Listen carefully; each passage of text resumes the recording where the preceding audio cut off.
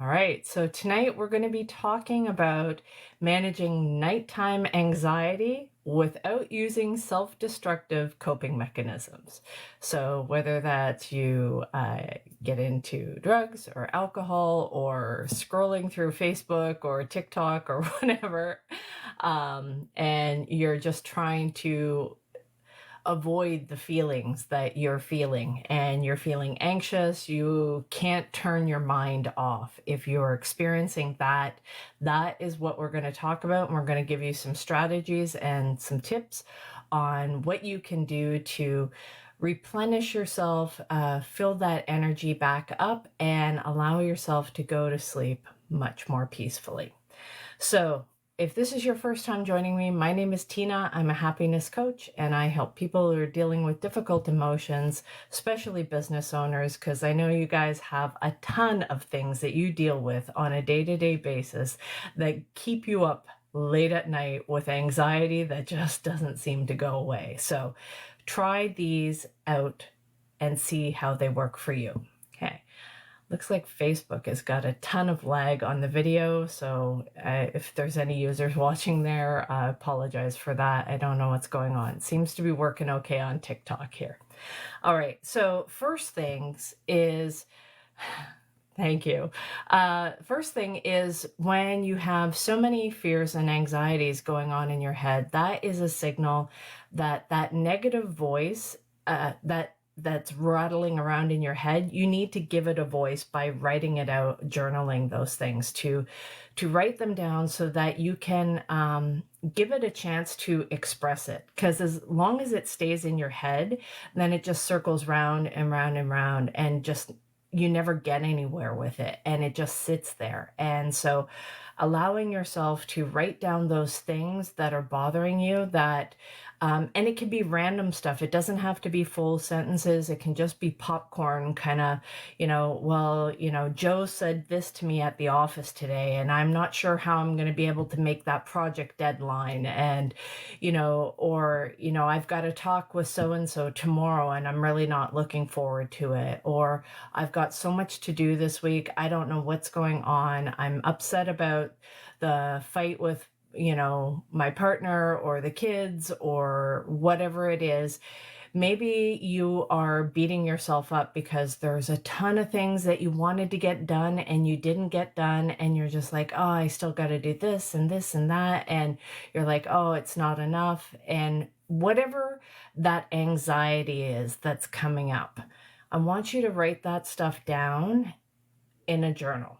Okay, or on a piece of paper that you can get rid of afterwards. Okay, the next thing is we're going to do a gentle examination of the things that you've written down. And what I mean by a gentle examination is you're going to do it as if you were trying to help a best friend that came to you with those very same problems.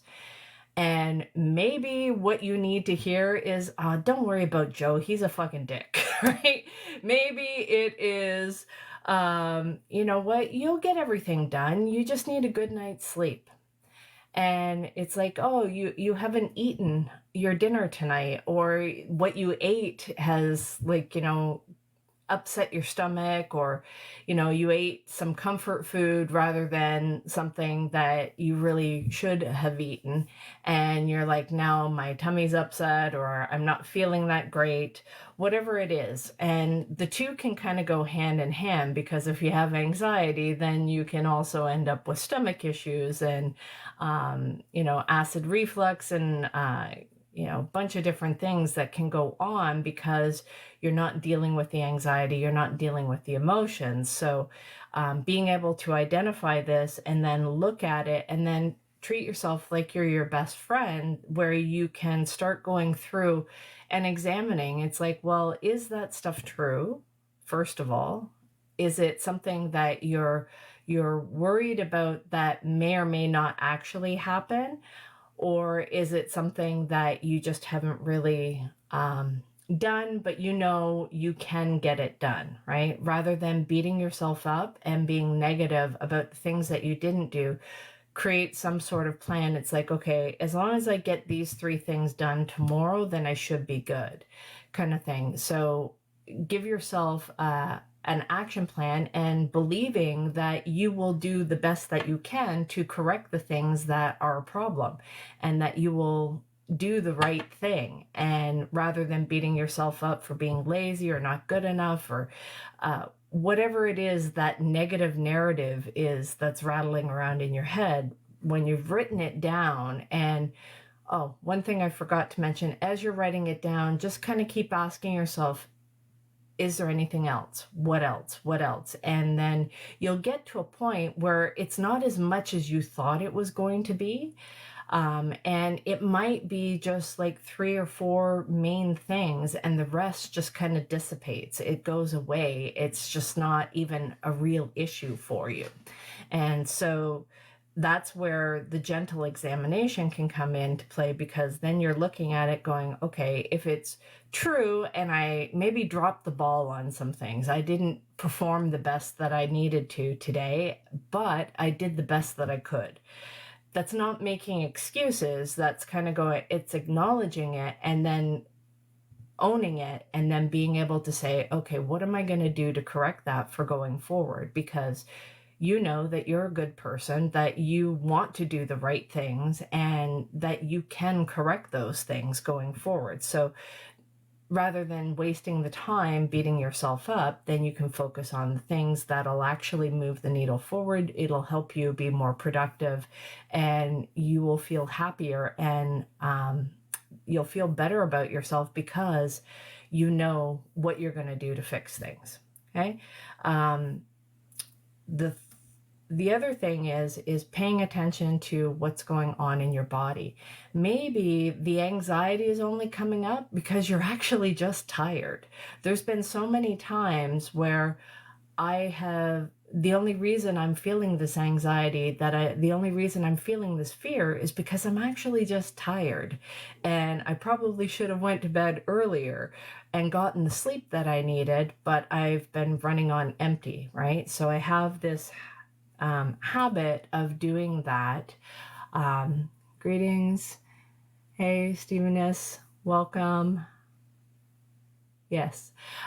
So that is going through a lot of the things that you're feeling is like, okay, am I actually tired? If you're tired, then don't put too much weight on the anxiety that you're feeling. Don't give it that much power, because it's like, oh, a good night's rest will solve a lot of problems. So getting that sleep that you actually need may be exactly the thing that can help with the anxiety. So it's kind of like reassuring your friend, don't worry, tomorrow's going to be better. You just need a good sleep and you'll be good.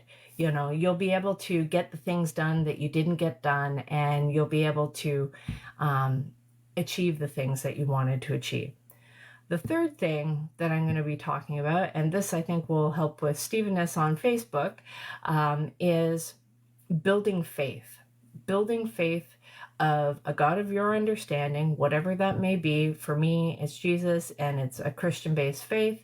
And so for me, a lot of times when I am feeling very anxious, I'm feeling depleted, I will literally fill my cup by listening to some of my favorite music that I've got. I will sing along with it, and I will just take time to give praise and worship to God. And that's not just for Sundays at church, right? So, and I will do silent prayer, asking for help, asking for support of things that I don't feel that maybe I can quite handle on my own, or I'm worried about the future of what could happen, woulda, shoulda, coulda, all of those kind of things. And I will pray, and I will visualize taking each one of the things that I am fearing and I'm worried about, and taking it like it's in a ball and placing it in God's hands, and knowing that God will come up with a solution that I haven't even thought of yet, that building that faith that I may not know how it's going to work out, but I believe in a power greater than myself that has the ability to sort things out that I maybe don't feel capable of. And leaning on that strength is something that really helps me when I'm feeling anxious. And I find it doesn't take very long, maybe 10, 15 minutes of that. And I feel much more energized. I feel happier. I feel, even though I may still feel tired, I don't feel drained or weighed down anymore. Now it's just like, oh, I'm sleepy, rather than I feel exhausted but can't sleep, if that makes sense, right? I hope you guys understand that kind of stuff.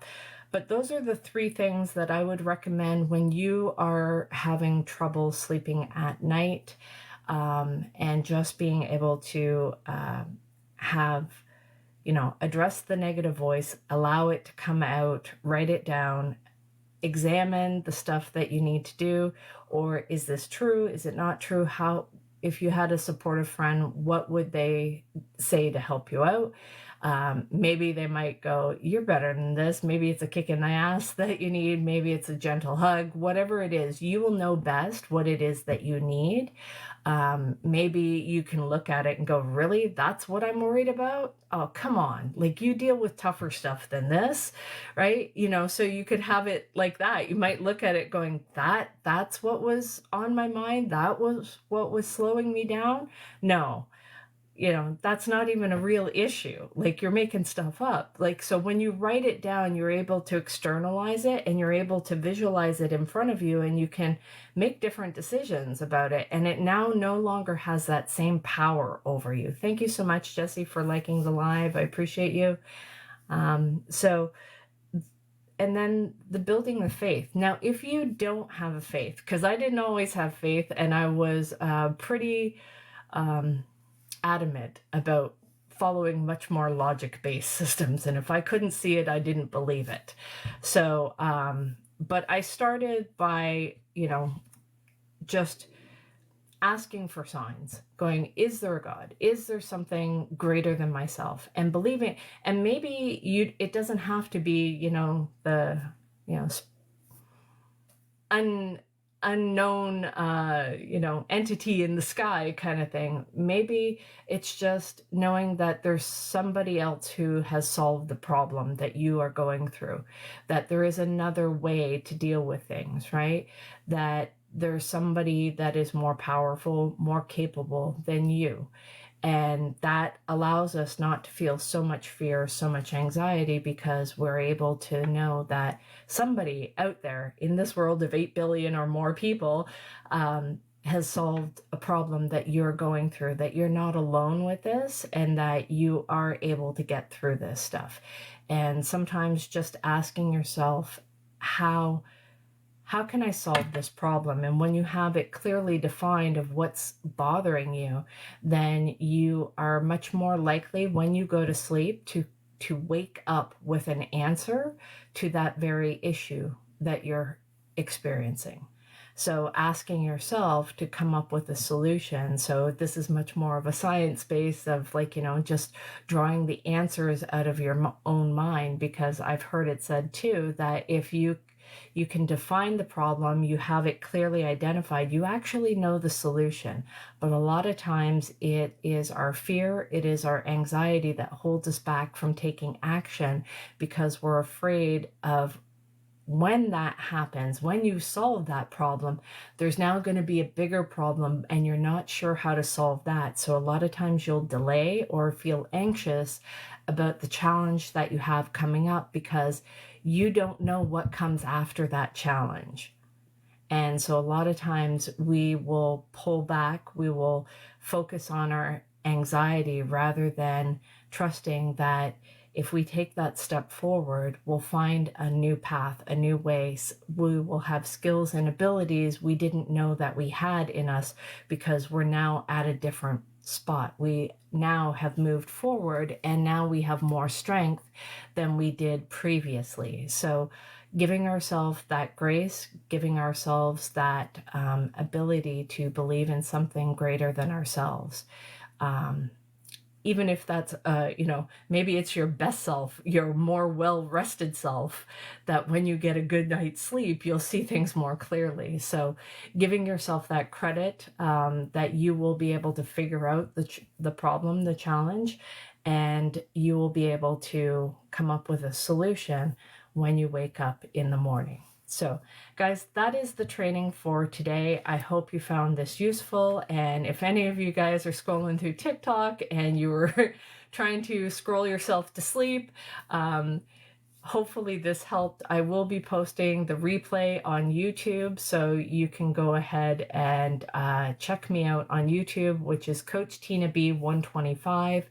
I've got a ton of videos there that can help you, and maybe just the sound of my voice will help lull you to sleep. So guys, that is the training for today, and we will talk to you again tomorrow. Take care. Bye.